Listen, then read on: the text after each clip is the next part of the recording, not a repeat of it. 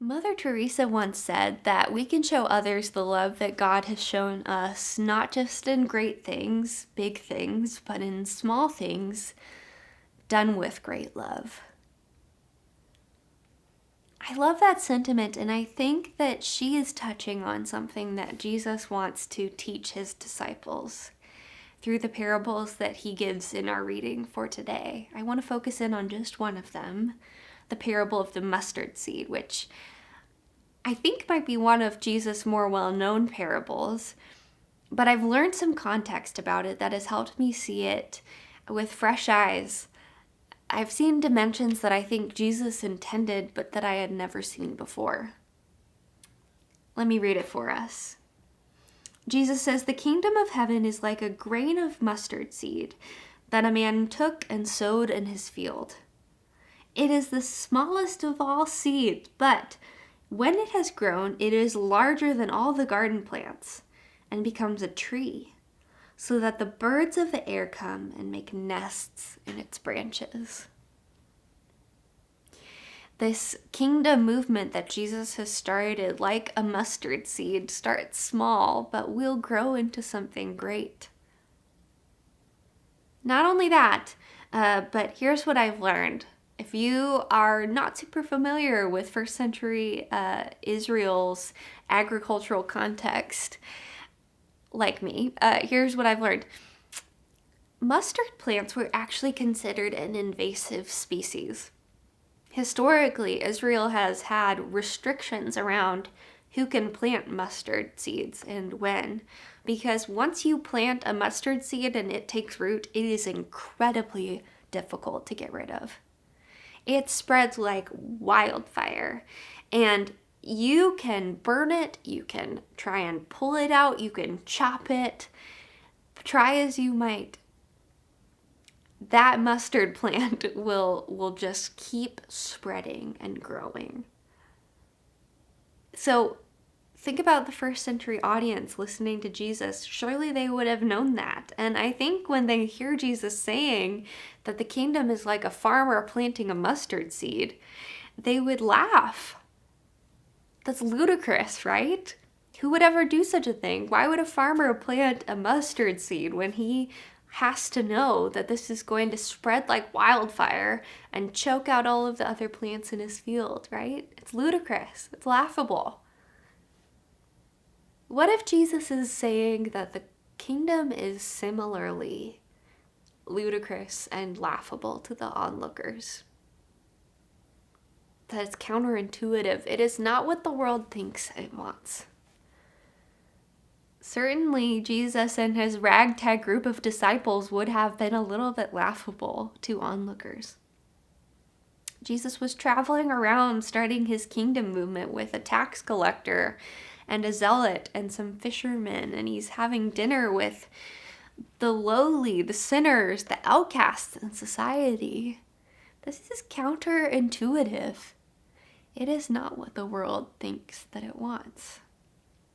And yet Jesus says, like the mustard plant, this kingdom movement is going to grow into something great. And it will become a shelter for the birds of the air to come make their nests in its branches. The birds of the air biblically usually refer to the Gentile nations. So Jesus is saying that this counterintuitive movement that starts small is going to grow into a tree that will become a blessing to the world, to all nations. That people who are vastly different from him and his disciples will one day come and find shelter in the kingdom. On Wednesday, Alex challenged us to think of who is the other in your life, the outsider, the person that you are a little bit reluctant to welcome into the kingdom, if you're honest.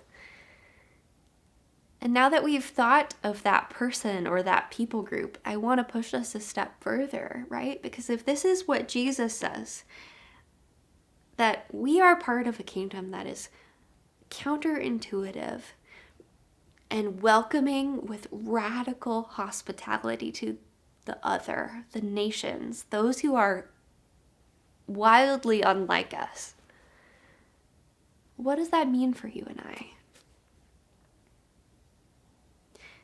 What if Mother Teresa is right? That sometimes God does ask us to do great big things, but what if mostly the way the kingdom comes to earth is through small things done with great love? What if God brings more of heaven to earth when the CEO, the executive, learns the names of the people who are the lowest on the totem pole? Gets to know who's in their family, remembers the names of their kids. What if God brings more of heaven to earth when you make an extra loaf of bread to take to your new neighbors who come from a very different sort of walk of life than you do? What if mostly the way the kingdom comes is when we let the stressed out mom with the unhappy toddler cut in front of us in the grocery line?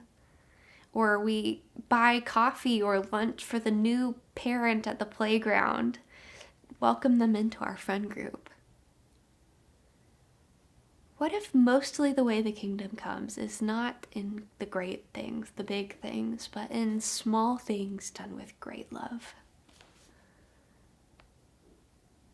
If that's true, if Jesus is right,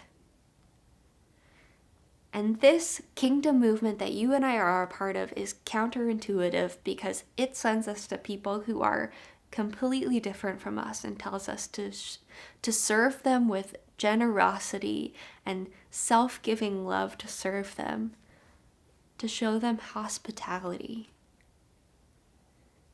What does that look like for you? Who is the other, the outsider, that you can bring in and offer shade and shelter through just a small thing done in great love? I challenge you to identify at least one thing, one way that you can bless somebody who is different from you, because that's where Jesus is taking us. To bring people who are wildly different into the kingdom, offer them a seat at the table, show them that they are just as loved as you and I are. Take care, friends.